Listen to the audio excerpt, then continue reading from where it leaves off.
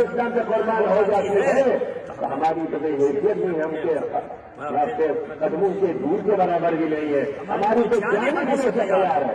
لہٰذا یہ سوچنا پڑے گا کہ جو ناسمجھ آدمی کو مختلف مسلم نما لوگ اس کو غلط انداز میں نکل جاتے، یہ کسی مذہبی سیاسی کا مسئلہ نہیں بلکہ اسلام کو مضبوط کرنے کا وقت ہے، قرآن کے احکام کو دنیا میں پہنچانے کا ہے، انسانیت کی آواز کو ہم نے پہنچانا ہے، دین اسلام کی آواز کو ہر انسان کے کانوں تک پہنچانا ہے تقاضا ہے۔ لہٰذا الحمدللہ آج ہمارے لیے یہ موقع ہے، نقصان ہمارا ہوا کہ ہمارا رہبر پابندی نہیں ہوا، لیکن اس کے ساتھ ساتھ ہمارا پیغام نہیں جائے گا، ہم متحد تھے انشاءاللہ اپنی شخصیات کے ساتھ ہے، جس طرح ہم امام کو مانتے ہیں، امام کو کے دور میں مراجع کو فتوا برابر کرتے ہیں، اسی طرح نمائندوں کو مانتے ہیں، کراموں کو مانتے ہیں، یہ جذبہ ہمارے اندر ہونا چاہیے۔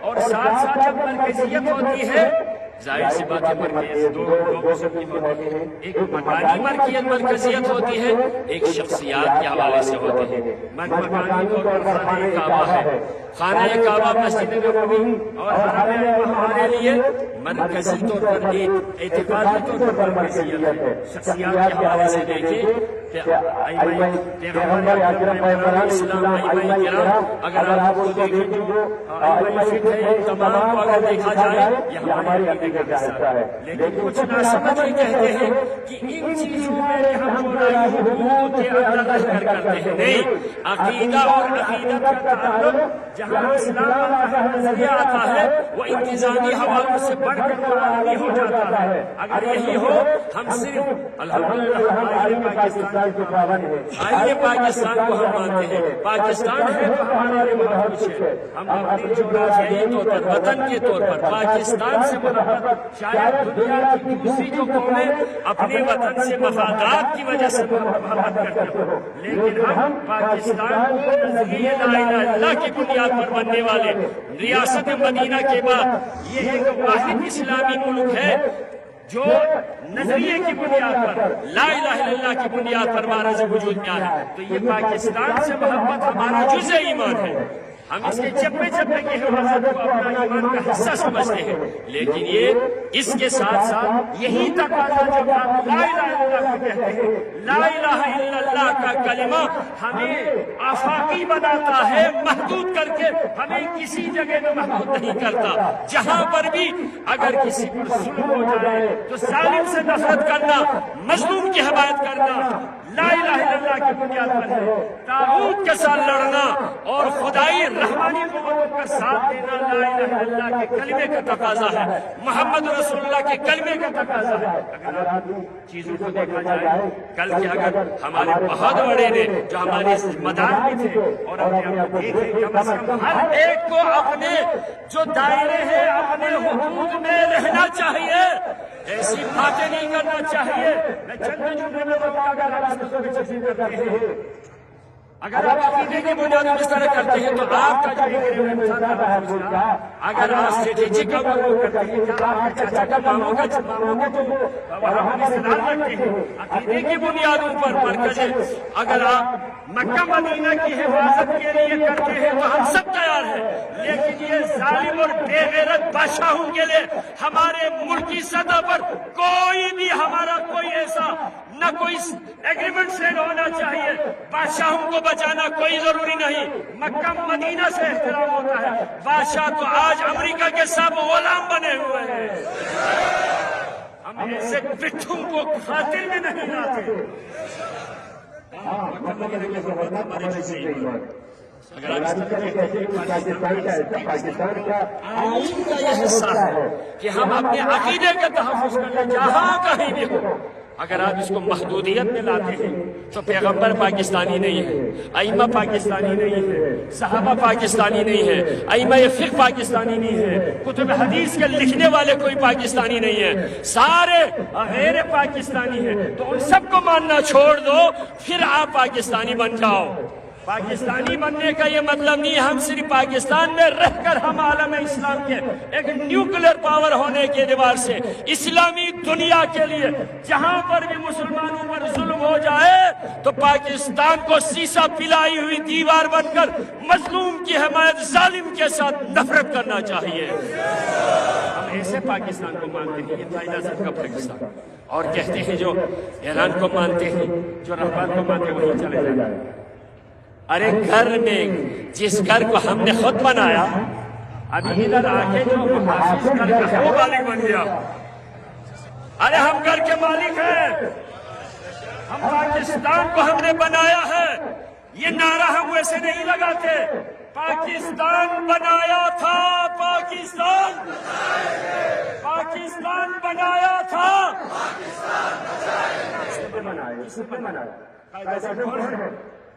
جن کو آپ وفادار وطن سمجھ رہے ہیں آج بھی قائد اعظم کو کافر اعظم کہنے والوں کی اولادیں اسی ملوں میں ہے. پاکستان کے وجود کا نہ ماننے والوں کو آپ پاکستانی سمجھتے ہو, اور ہمیں پاکستانی نہیں ہے. ہمیں محب وطن ہونے کے لیے کسی سے سند ڈگری لینے کی کوئی ضرورت نہیں. ہم خود پاکستان کے مالک ہیں, ہم خود پاکستان کے مالک ہیں. قائد اعظم کو دیکھو, ان کے جنازے میں فضل عباس سے وہ تصویر گزر اٹھاؤ. اگر آپ نے تشیع کو اس قسم کی غیرت سے اگر وہ کر لے بخدا پاکستان کی لغت ہے. پاکستان اگر فائنانشیل طور پر بھی ابتدا میں بچایا ہے, اگر پاکستان کو استحکام دیا ہے تو پاکستان کے اہل تشیع نے بچایا ہے. اور قائد اعظم کے سپورٹ کے طور پر خصوصاً میں نے ہم نے خود اپنے مذاکرات میں بھی کہا ہے پاکستان کے جو قائد اعظم کے سیکورٹی نیشنل گارڈ کے جتنے بھی افراد تھے اکثریت کا تعلق بلوچستان سے تھا. آج ہمیں تھوڑی سی کرسی پر گرنے سے مت کرو, ایسا مت کرو. اس لیے آپ نے چلے جانا ہے, آپ نے چلے جانا ہے, آپ نے ریٹائر ہونا ہے, جو بھی حکومت ختم ہو جائے گی, آپ نے ختم ہونا ہے. ان مومنین کے گود میں اسی عہدے پر آنے والوں کی بھی پرورش ہو رہی ہے. میں ان کی گود میں انہیں کرسیوں پر بیٹھنے والوں کی تربیت کر رہے ہیں. آپ ہمارے محاذوں پر بیٹھے ہوئے جوانوں کو آپ نے بہت صدمہ پہنچایا. تشیع کے اگر پاکستان کے 8 لاکھ سیکورٹی اہلکاروں میں سے 3.5 لاکھ اگر آل محمد کے ماننے والے ہیں تو ان کے دلوں کو آپ نے صدمہ پہنچایا. ان سب سے معافی مانگنا چاہیے.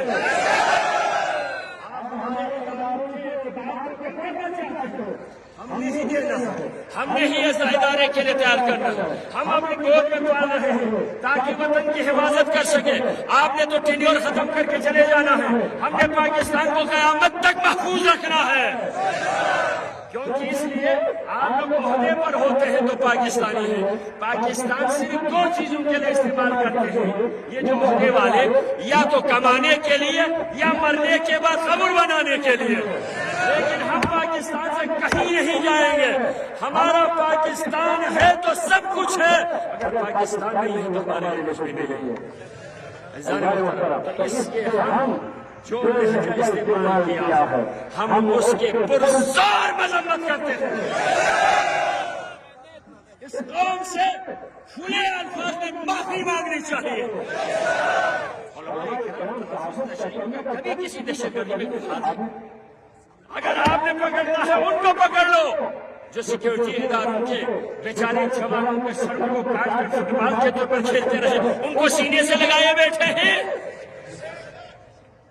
اور کھلے عام مکتبی طور پر بدزبانی کرنے والے, ریاست کو چیلنج کرنے والے, بڑے بڑوں کا نام لے کر سوشل میڈیا پہ آنے والوں کو بڑے بڑے حقوق سے نوازے جاتے ہیں. لیکن ہم شریف ہیں تو اس لیے آپ اس طرح کرتے, ایسا مت کرنا.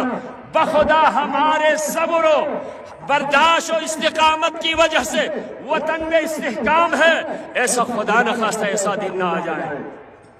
لیکن ہم انشاءاللہ اس قسم کے بیانیے سے ڈرنے والے بھی نہیں ہیں. ہم اپنے صفوں میں اپنے علماء کرام کے ساتھ جو ہمارے چیدہ علماء کے جس انداز میں گفتگو کی ہے, ارے آپ محافظ ہو, آپ مالک نہیں ہو.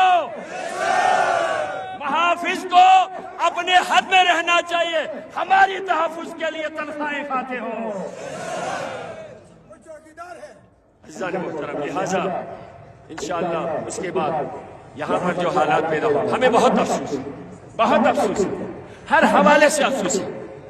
کیوں افسوس ہے؟ اس لیے ہمارے سکول جا کے ہمارے بچے پڑھتے تھے، ہمارے ادارے ضائع ہو گئے، ہمارے ہی میں نے پہلے کہا کہ جو تھے وہ تو چلے جانا ہے، ہم نے ہی رہنا ہے، تو ہمارے نقصان ہے، ہمارے جوان شہید ہو گئے، اور ہمارے ہی فوجی اگر جوان شہید ہو گئے وہ بھی، لیکن ان کے بیان کے مطابق جہاں پر بھی ہم ڈیلیگیشن کی صورت میں گئے، ان کے اپنے بیان یہ ہے، کسی کو کوئی گولی نہیں لگی، جو جوان شہید ہو گئے کسی کو گولی نہیں لگی۔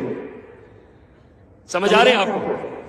آپ یہ کہتے ہیں اسلحہ کسی کو گولی نہیں لگی، جو ہمارے جوان شہید ہو گئے ان کو گولیاں لگی ہے، جو فوجی جوان کو گولی نہیں لگی۔ یہ جتنے بھی ہو گئے ہیں، ایک سانحہ ہوا ہے، ہم میں سے لاکھوں کا مجمع جمع کر کے، جیسے پچھلے جمعوں میں ذکر کیا، ہم تحفظ کر رہے تھے، لیکن کن کے اشاروں میں ہوا؟ منٹوں میں کیا، یہ جو سیمنٹڈ جو تعمیرات جو ہے عمارتی، لمحوں میں گھنٹوں میں جل جاتے ہیں۔ پیٹرول کہاں تھا؟ بالکل ہی بند ہے، کہاں سے لایا؟ ایندھن کہاں سے لایا؟ اور روٹوں پر 5 منٹ کے اندر اتنے ساری رکاوٹیں کس نے کھڑی کی؟ ان پہ تحقیق ہونی چاہیے۔ اس کے حوالے سے ہم نے جو انجمن کے وفد میں ہر میٹنگ میں یہ ذکر کیا، یہاں پر اگر ہے انتظامی ناکامی اور انٹیلیجنس فیلر کی وجہ سے ہوا ہے،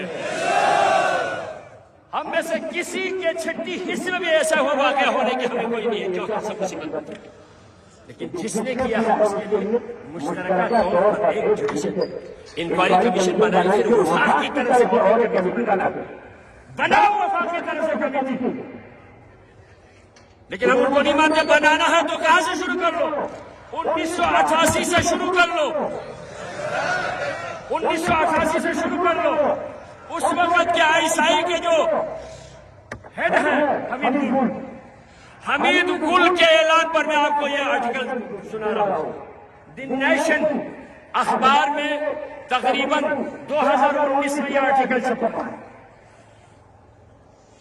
1988 میں برگیڈیئر مشرف کو یہ حکم دیا گیا، اس وقت کے حمید گل نے، یہاں پشتون کوہستان چلاس کے جو لوگوں کو جمع کر لو، گلگت میں صحابہ صحابہ کا دفتر کھولو، دفتر کھول کر شیعوں کو کرش کر لو، یہ آن دا ریکارڈ ہے، سوشل میڈیا میں آپ اس کو سرچ کر لیں، وہ آرٹیکل دی نیشن، اس میں آپ یہ آرٹیکل چھپا ہے، مشرف کے حوالے سے آپ اس کو سرچ کر لو تو آپ اس کو آ جائے گا۔